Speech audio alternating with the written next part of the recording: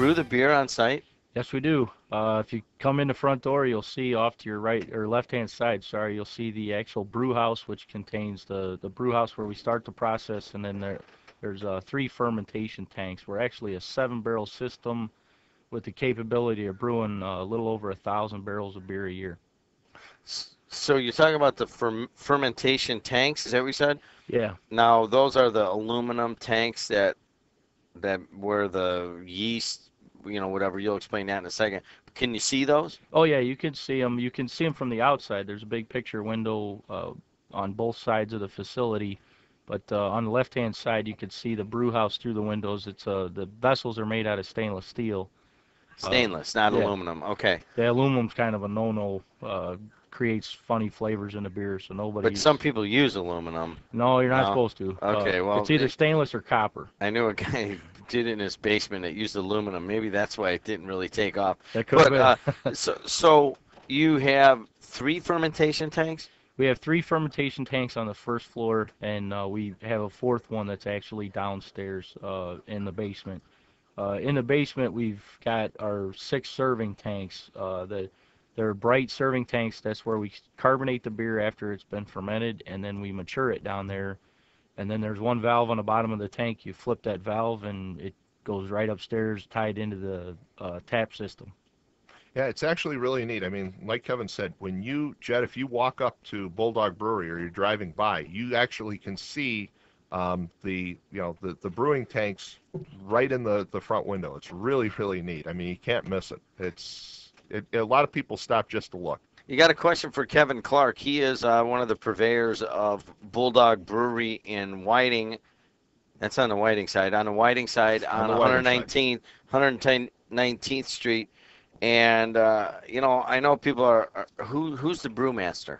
I'm actually the brewmaster. I've been brewing at home for a little over 10 years now, and just kind of decided to go pro after I went to school for engineering, Purdue Cal student, so went there, and when I started getting into home brewing, I started off with a little kit, like everybody else does at home, and then I kind of started, as I learned the process, I applied a little engineering to it. I started building my own equipment, and then my wife, as I started taking over more and more space, she's like, hey, you got to get this stuff out of here. It's taking up too much space, so I threatened to go pro, and she called my bluff, so I actually went pro, and approached my 2 other partners who I'd like to mention. One of my partners is a lifelong friend. I've known him since high school. His name's Bob Fosto. We grew up together. He lived a couple blocks from me.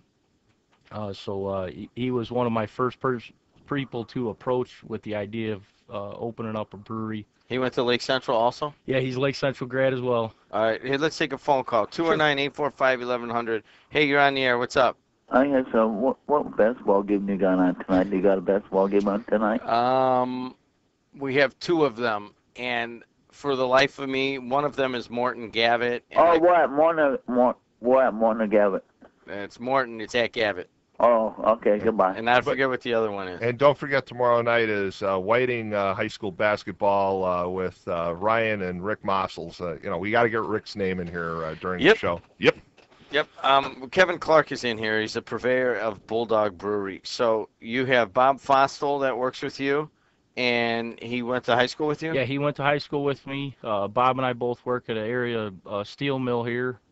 We used to work over on the north side of Hammond together, and then both of us kind of moved over and went into the steel industry, and we've been there. I've been there 8 years now, and Bob's been with me, I think, 6. So you guys are both steel workers? Yep. What about the other guy? The other guy is actually a local guy, is Jeff Coaches. He's a lifelong fireman. I think he's 3rd generation fireman in Hammond. I think so. So he's local guy. I think he graduated from Bishop Knoll, so he's got a lot of ties to the area as well.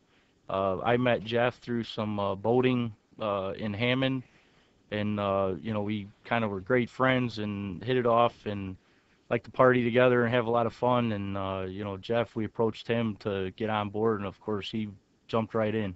219-845-1100. Hey, you're on with Kevin Clark. What's up? Hi, just wondering when his stout is going to be ready. How you doing, Brian? It's well. our How are resident. you? It's Whiting's resident leprechaun. No.